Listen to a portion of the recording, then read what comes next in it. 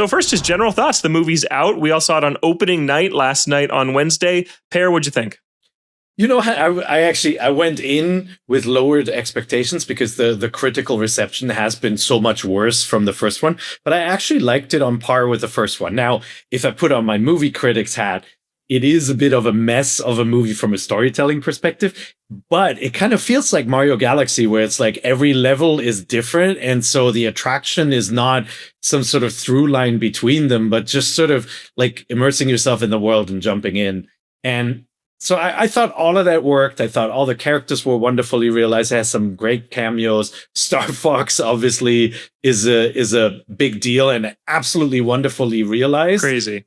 But it is like, if you sit down and think about the movie as anything else but a roller coaster ride of like, you know, memories and cameos and all of that, it is a very sort of a flimsy movie and like less successful than the first one. But I had a great time. I went with my son and we both enjoyed it. Brian, you've seen it twice now. What do you think? Yeah, so I think Pear nailed a lot of what I've been thinking about, and seeing it again a second time with a clear head on opening night with like a big crowd and my kid sitting next to me, it made me realize that I believe that the sort of vision for these movies is that they have a pretty like sort of thin emotional core to them, right? There's a very sort of traditional A, B to C conflict, right? Like it's just like, you know, good guys are here, bad thing happens to them, stop the bad guy, roll credits. And I think that that is used as a vehicle for what feels to be like a bunch of sort of Looney Tunes shaped vignettes that are either serving to show something really funny or really cool. And all of those are sort of tethered together. And I was like, that's an interesting philosophy for an animated movie. But then it made me think that's the philosophy for a Super Mario game, right? Like it's levels. It's like little individual bite-sized challenges that have a fairly cohesive beginning and end that are strung together by some larger thing that isn't really the deepest narrative in the world, but works to celebrate what you're looking at and what you're seeing. On top of that, I think that this is an absolutely beautiful looking and sounding movie. Like I will say that one of my favorite things about this one and one of my biggest criticisms about the first one was the kind of bait and switch in the first one where we saw that original teaser of Bowser fighting the Penguin Army and it had orchestrated music beneath it. And then we went to see the movie and it had that extremely played out song from Kill Bill in it. And I was like, what is with the licensed music in this movie? And this movie, once the credits roll, there are, I think, 2.5, 3 tops. And one of them is Louis. Yeah, very not intrusive at all. Like not intrusive at all. No, There's one of them is Hypnotized by Biggie Smalls, which I think was just like such a funny, I'm such an old school hip hop fan, so that was such a funny one. And then there's a scene where like Luigi sings That's Amore, and they credited that. But for the most part, this is a full on orchestrated remake of a bunch of stuff that we loved from like Koji Kondo music back in the day. And I would have loved a little bit more Galaxy, because I think that game has some fantastic songs in it. And so I wanted a little more of that, a little more of Galaxy in general, though. But I think that they use this as sort of a jumping off point to say, hey, let's just go into space. Let's do anything we want and have a ton of fun here. And yeah, I was a bit taken aback at some of the vitriol in some of the reviews. I agree with ours a lot. We called it okay. I would probably go a little higher. It would probably be 7 out of 10 kind of movie for me. But I would also give a 7 out of 10 to, Hoppers, the Lego movie. There's that I would give a 3 out of 10 to like the Wish. Lego movie much better. Yeah. I like a lot of it. Like I saw people saying like, what about Up? And I'm like, well, Up has a really great first 15 minutes and a really great last 10 minutes. And then there's a bunch of not so great stuff in between. And so, I think this whole, I don't want to hold up a shield and be like, oh, it's a kid's movie and give it a free pass because I don't like doing that. On this show, I've been like, very against that. I think kids deserve better. But also, I like this movie a lot more than most people do, and I don't know. That's okay.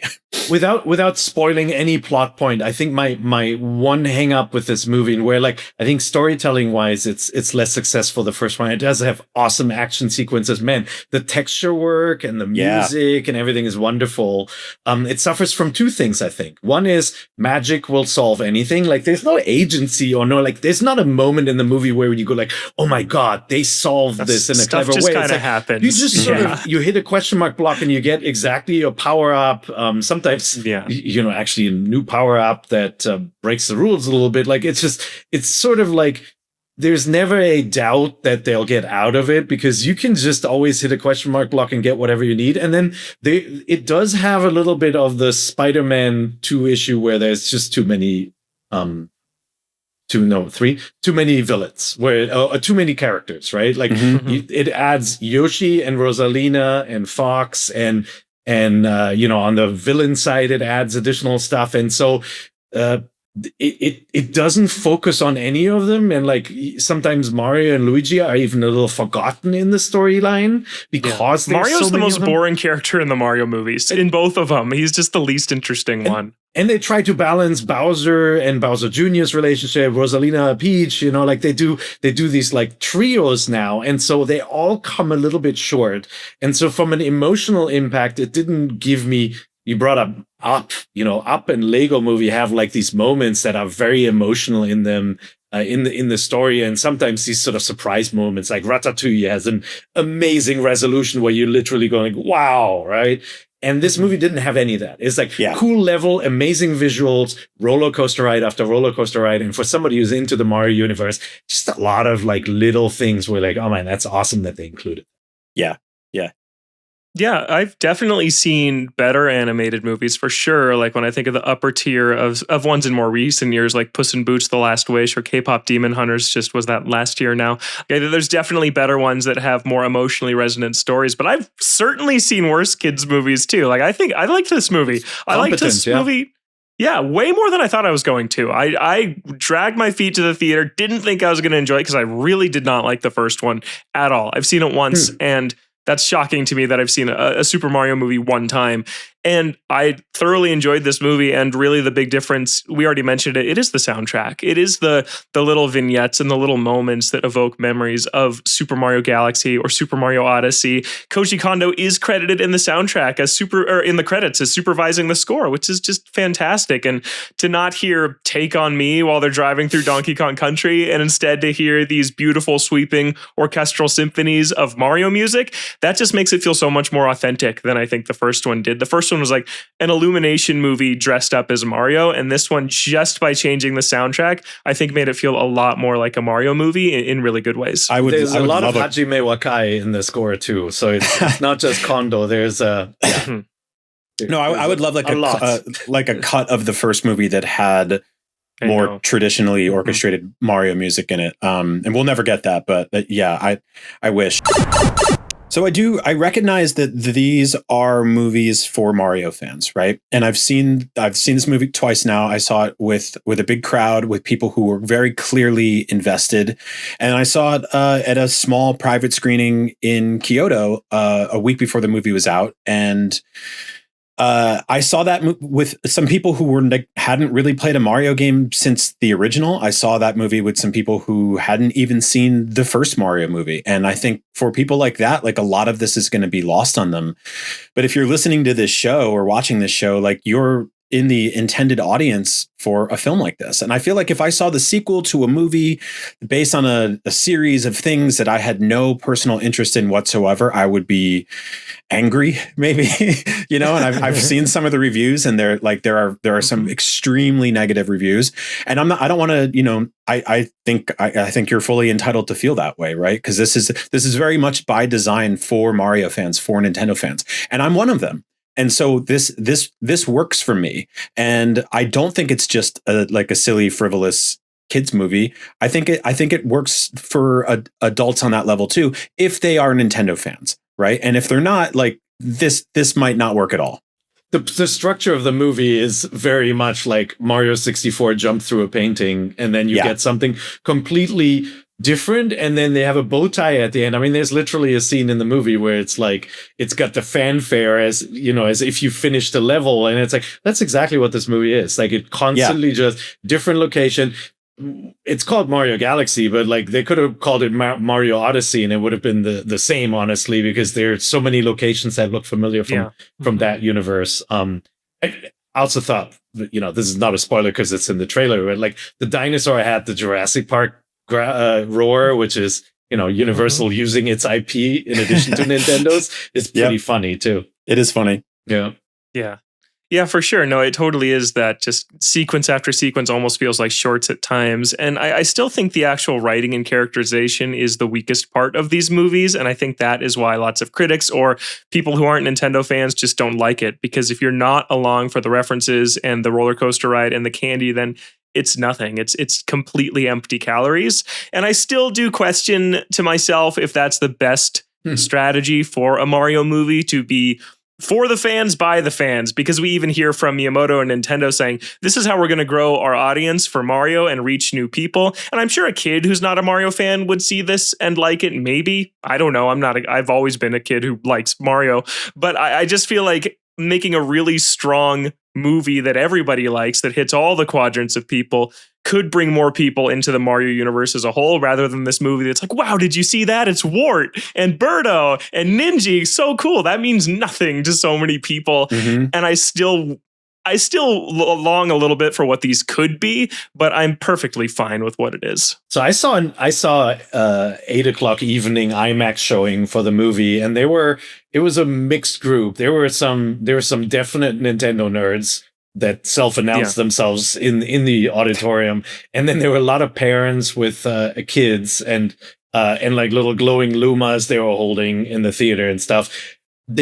I was surprised that somebody who's gone to a lot of raucous movie screenings, I was surprised that it was pretty quiet in the theater. They weren't like, when Birdo showed up, there was not like the sort of outcry from fans, oh my god, Birdo or something, right? Like that. Or there's another villain, I don't know if he's in the trailer, that is familiar to classic gaming fans. He is okay. Like I feel like almost everything is in the trailer, including the very ending sequence.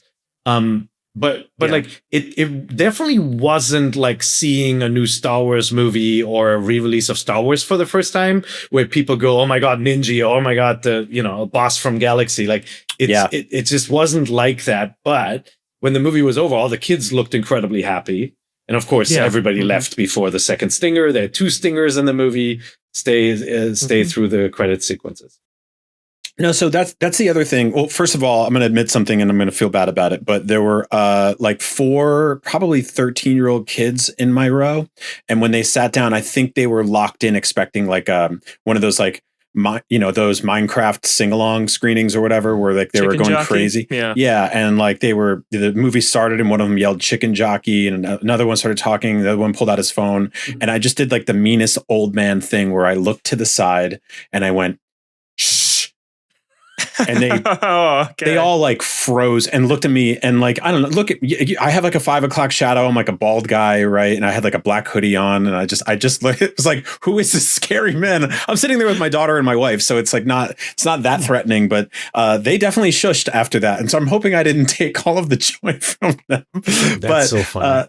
That was that. But no, I was thinking about this a lot, and I think that the first movie worked for general audiences better because everybody knows Mario and Luigi and the princess. Yeah. And I think for this one, now we are getting into the deeper cut stuff. I think the average Nintendo fan, or the average person who's only played 1 or 2 Mario games, or just vaguely knows these characters from merchandising, doesn't know Rosalina. They don't know Bowser Jr. They definitely don't know the deep cut people in there.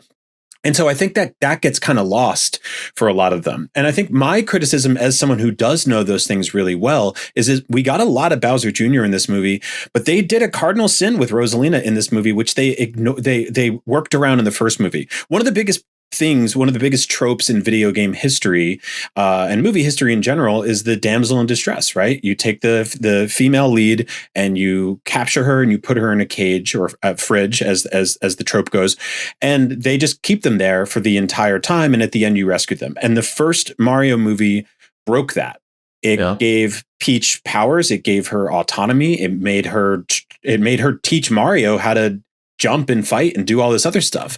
And then you get Rosalina this time around, and she's badass and she's awesome. She's got all these powers, and you're like, she's clearly going to be a player in this movie.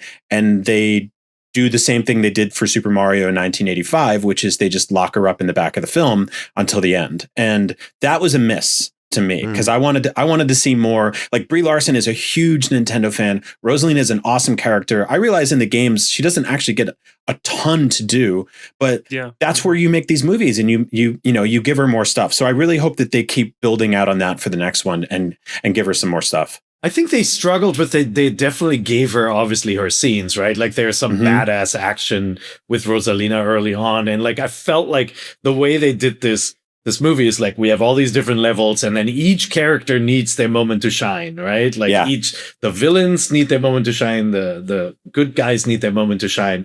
Unless you're Donkey Kong. Donkey Kong did not get a moment to shine. No, he Donkey Kong got a second. Yeah. And I think that is one of the issues, though, is like the Mario world has so many good protagonists, and like they just keep piling them on, where it is eventually going to feel like Smash Brothers. And like, I'd say like Yoshi didn't get as many moments to shine as another character in that movie, you know? So, Yeah, I mean, it's a short movie too, and there's so many scenes and so many characters. I agree. They just move. They like drop a little plot point that then is never returned to multiple times. They tease things that they never pick back up on. Like, it's just go, and I think it's fine. And I think one of the reasons that it worked for me was I think that where Illumination doesn't necessarily hit in terms of story or heart or character, I think they excel at action and kind of the physical comedy of things. And like, that's what people like about the Minions. That's what they're good at, is like these little sketches. And there's tons of that here. Like, there's a scene we saw in the trailer where it's like at this casino, and that's where we see Birdo and Peach fight. And Wart is there too. And in this casino, it follows Galaxy rules, where the gravity it's a box, and the gravity flips on all four sides of the box. And we see just a little intro scene as Peach is arriving at this casino, and we see how like the waiter toads are walking around and like flipping gravity seamlessly and delivering snacks to people gambling. And then we see this fight scene where Peach is just constantly flipping what gravity she's on, and we see like a ninja like hit a number in a roulette, and then it quickly cuts to a Toad who's thrilled because that was his number on the roulette and he just won a bunch of money. Like, they do really quick, smart, clever stuff that's like way more clever than their actual dialogue and writing, and I really enjoyed that. I thought every fight scene was super well choreographed in this. It's an amusement park ride through and through. I mean, it is a video game structure for sure. The issue with the action is that there is never a puzzle to be solved or a challenge. Right? And think about it. It's like there is a place they need to go. It is never an issue or a question whether they can go to the place they need to go. Right? Like, think of Raiders of the Lost Ark. There's an idol there with traps, and you're like, how is he going to do this? And in this movie, it's like, there's no question that they can go to wherever Bowser Jr. is and find, the princess and all that. It's this sort of forward path, you know? Even with like the star launch pads that the Lumas can transform into, if you've played Galaxy, you instantly recognize it. But everyone else in the audience is just like, okay, this star baby just turned into this giant star that they're now like jumping through and launching into space on. Like, you just can't ask questions, I guess.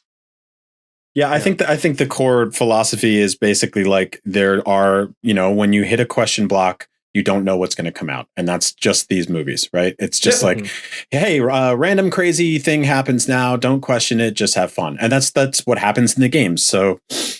And some of the Marvel movies went in that direction too, right? Like the multiverse madness is like that too, where it's like you don't know what to expect, and it becomes more video gamey with these different levels and characters uniting and all of that. I mean, literally, like, you're seeing a scene right now in a movie called Super Mario Galaxy, and this is a level from Super Mario Odyssey, which is a completely different game that's centered around using hats and all of that. And this movie sort of jumbles them all up. There are moments in this movie that are clearly Yoshi's Island, right? Because Yoshi is in it. And if you think about, like, if you were to adapt Yoshi's Island, you would make it about, the Mario babies and how Yoshi has to save them and all of that. And like, Illumination and Nintendo don't seem to have time for that. They're not going to write that movie. They'll just throw in 5 minutes of that. You know, like that's what this feels like. It's like a lot of like pieces from a lot of different games then combined into something that is structured like the castle of Mario 64. Yeah, which makes sense to why they picked Galaxy, because there's just no rules. You can do whatever you want to in this movie. So it's like, what do they do after this one? I'm not really sure what you call the next one after this, because they really just pulled out everything in this one. So I know, right? It's like you have to make Galaxy 2 now.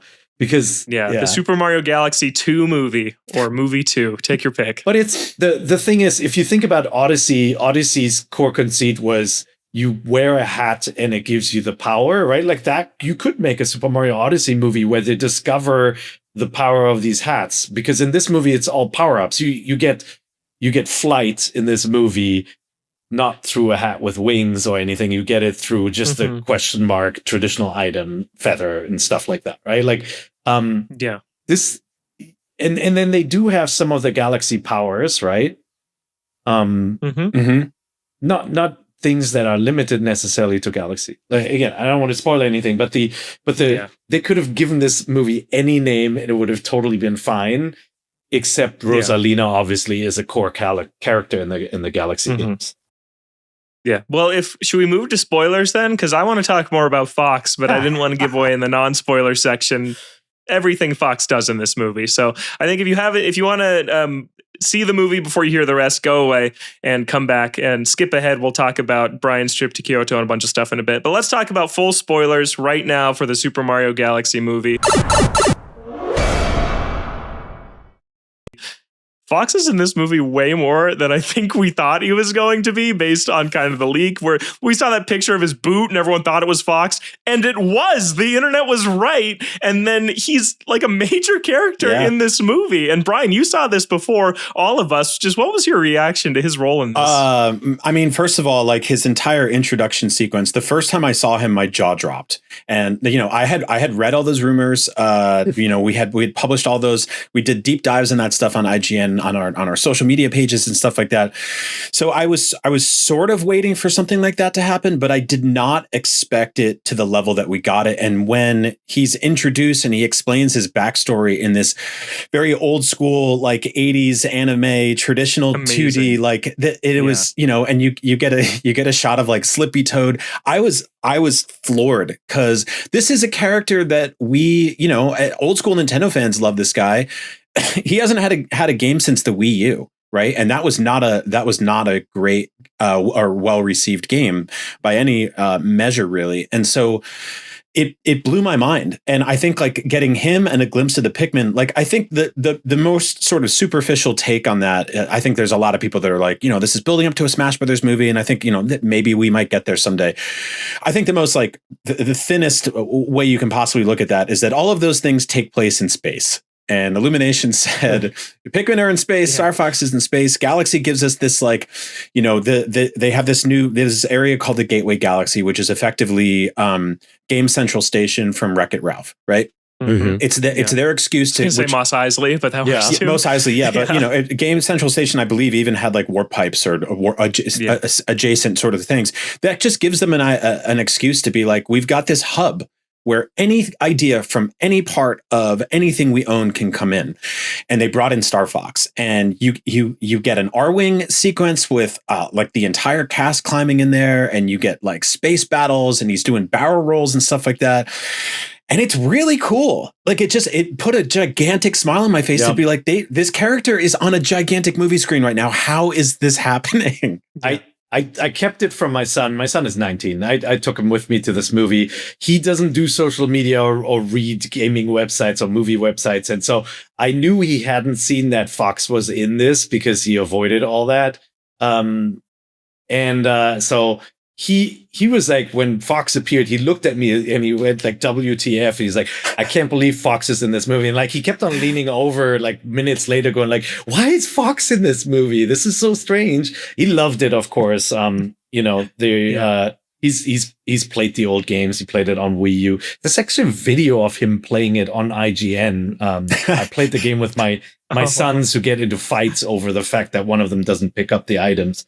And so he had just a really great time. For me, I'm an old school Star Fox fan, going all the way back to the Super Nintendo, and I thought the introduction was really interesting because to me it felt a little bit like a tug between Illumination and Nintendo, because like he gets introduced in this like Han Solo-esque way as this rogue, and you almost see like a spark between him and Peach for a second. And you think, oh, he's going to be set up as a rival to Mario, and like the whole love thing isn't explored very much in this movie. It's hinted at, and like they quickly go, look over there, and they run away from it.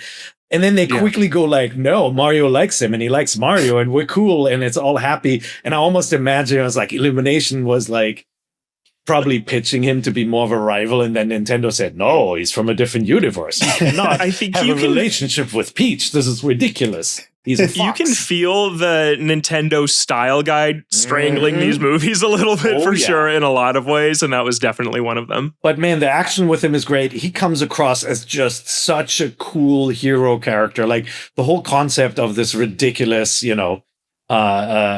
character piloting a spaceship with his 80s silver vest and stuff. It's like, it just feels right. It fits in this movie really well, but he does take away from Mario characters in that, he's a big chunk of this movie, and I think he has a bigger role than Rosalina and for sure, and Yoshi combined.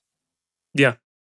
Mm-hmm. No, he's super present, way more than I thought. And look at that. Okay. So that's what, 10 years ago? Star Fox Zero? The tiny guy on my left in the video you're seeing, that is Kai, who went to the movies with me. He was like 19 now. And oh my God. Oh, that's so cool. Awesome. Yeah. He loved it. And then, since we're spoiling stuff now, Smash Brothers, it has Mr. Game & Watch in it. It has Pikmin in it. It has Daisy in it. He has other characters. It has Rob in it. Very funny Rob scene. There's a lot in here, and I would be surprised if they're not thinking of this like an MCU like sprinkling characters that will eventually lead to more. But the Mario universe alone is so rich, right? Like they barely touched on Donkey Kong. They didn't touch on Mario Kart. You could do an entire like Brad Pitt F1 movie with Mario Karts in this Illumination style, right? Like you could do a Yoshi's Island where Yoshi is the main character. Like there's just so much to do. We haven't seen Wario yet or Waluigi yet. Like there's a lot of characters. Yeah, they don't really need to do Smash now, but like if I wish they would exercise this restraint and had a long-term plan like the MCU did, where it's like after the credits, Thor's hammer is found, and then like you build towards this grand moment. Like the Avengers has so many goosebump moments of on your left, right? Of everybody coming together for the first time. And like I don't think they're actually constructing it that way. I think this is more like, hey, look at all the cool stuff we have and all the cool toys we have. But it would be great if Master Hand eventually pulled them from their universes and put them together. I think, Go ahead, Brian. No, I was going to say really quick, I think that's where it should build towards, only specifically because I think that having Bowser as the big bad, or Bowser Jr., every 3 years, I think it works for the video games, and I don't think it works for the movies. I think that we got a glimpse in this movie of like Bowser on an adventure with the team briefly, and that reminded me of Super Mario RPG, and I like that a lot. And that was them working towards something, a different sort of conflict. And so I think that like having, I don't know how you do a Smash Brothers movie, because ultimately Smash Brothers is a kid playing with toys on the table, right? And that, which is the Lego movie already did. So I don't know how you do that, but I do think that the idea of building these things towards some new conflict that's shared across this entire galaxy gives you a chance to pull in Metroid, which I thought actually, like when they used the paintbrush to create a big purple dragon, I was like, are we doing Ridley too? I was like, where is this going? And it's the Odyssey. Yeah, it's the dragon from Odyssey. Again, yeah. And like which I love. Mario Sunshine, the piantas all over and the paintbrush and all of that. Yeah. Did I felt like the Game & Watch cameo was out of place. It was strange. Out of all the things to pop up was Mr. Game & Watch, and then they killed him. I loved it because specifically because like that's it. The movie does feel like Smash Brothers with items on, right? Like it's just random nonsense flies onto the screen and chaotic things happen. They interact with the characters and then they keep it moving. And I think a lot of people don't like playing Smash Brothers with the items on. There was a little high-pitched voice at the end of the movie that said, "Who's that?" in our screening when Daisy was shown. And I think, I don't think anybody in the theater outside of the biggest Nintendo nerd knew Wart either. I think Birdo Jabba probably the Hutt more. in this movie. Yeah. Like, come on. This movie was so Star Wars. And thinking about the future of the Mario franchise, like they don't have that many big bads. Like Zelda has a way bigger rogues gallery of like final bosses, even though Ganon is the core of most of them. And Ganondorf. For them to use Ganon and Ganondorf, Phantom Ganon, and Marionette, Puppet Ganon. Yep. But I was surprised that they used Wart not as a big bad, but just sort of as a interim mini boss here. Yeah. I like that. And then they were like, "We're coming after you," and then Wart did not return. Maybe in the next movie. Wart's just gone. Yeah. Just gone. Yeah. Just like a dream. I think, I just wanted to bring up Star Wars because I noticed just so many times. I mean, this obviously is referencing a ton of classic movies. Like we already mentioned Jurassic Park with the T-Rex scene, but just it was a cantina scene when they poked through the digital brick wall and went back there just straight up. And then Bowser Jr.'s Boomsday device. It's literally a Death Star, except this one has a roller coaster where Koopas go into the lava and come out as dry bones, which I thought was really cute. Wart was Jabba the Hutt. They needed to find a pilot. They go up to the deck. They find Fox, and then the R-Wing crashes. It's buried in vines, just like the X-Wing on Dagobah, like all over the place. This was just Star Wars with a Mario skin, which I didn't mind. I mean, it was fun. There's a mechanical planet with a giant weapon that can blow up planets. Yes, exactly. Like it was a Death Star. Yeah. But I just noticed that more than any. It was so Star Wars, especially with Fox just being this Han Solo flyboy character. I did like the classic comic movie style brutality of dumping Bowser into lava and having him just be dry bones from now on. It's like they started this movie with him shrunk, and like that's the new reality. They obviously undo it, and they could undo this with a spell. I'm sure they just hit a question block. But like, how funny was that? There's a scene where, and I loved it, and again, I understand why people recognize that this is just flimsy fan service and blah blah blah blah blah yada yada references.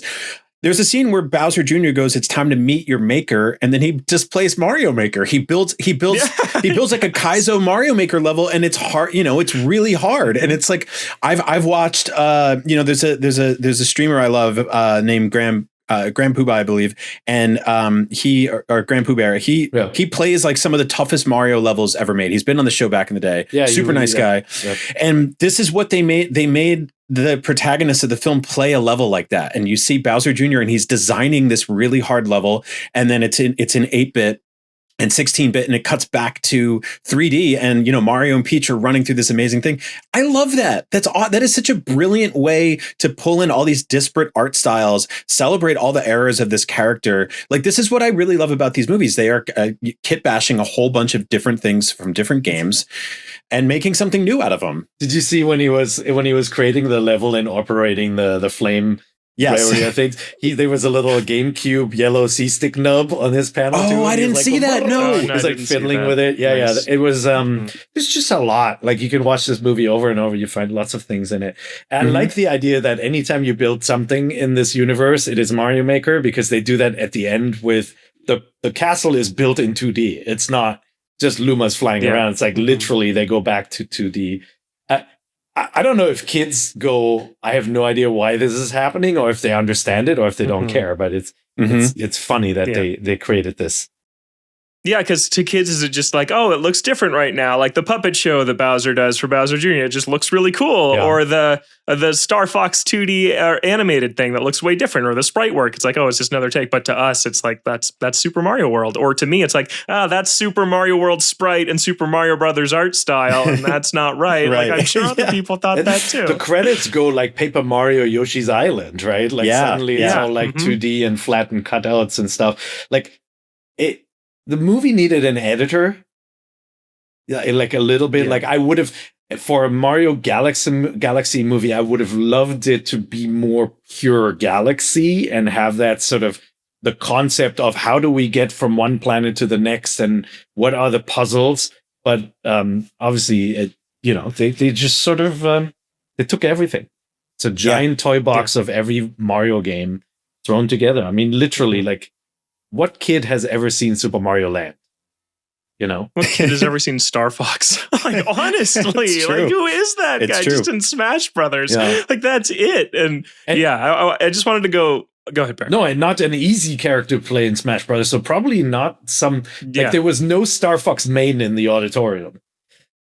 No, probably not. No. And I just thought that was, and I've been on record saying, I mean, even just a couple of weeks ago, I said, I think that Star Fox, if it's to come back, needs a major reinvention. I've not liked any Star Fox pretty much since 64. But even me, who's the most casual of Star Fox fans, I was way more hyped than I thought I would be by all those segments. Just the R-Wing looked freaking awesome and the music was so good. Yeah. And to transition now to Brian's interview with Shigeru Miyamoto, Brian, there's a line in there.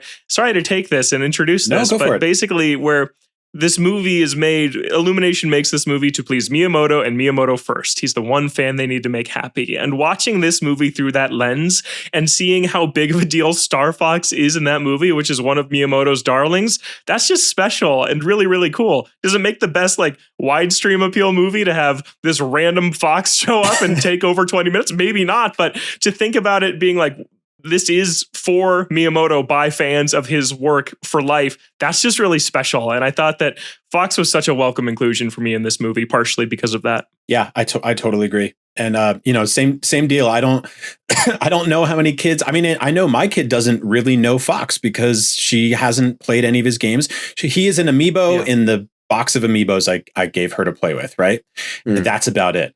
And it makes me happy to see him here because the same reason it made me happy to see the Pikmin here, like they just work for whether it's briefly or for an extended couple of sequences. It just works for me. And I think that's like, the Nintendo games have, they wall off these characters pretty often, right? Outside of Smash Brothers and seeing some of these guys, seeing Animal Crossing and Link show up in Mario Kart, for the most part, like, Fox isn't in Mario Party games, right? He doesn't show up in Mario Tennis, and they're starting to sneak Pikmin into things, like the Pikmin are in the new Mario Wonder DLC, but for the most part, like, these things are pretty walled off. And so I appreciate seeing them all together. Last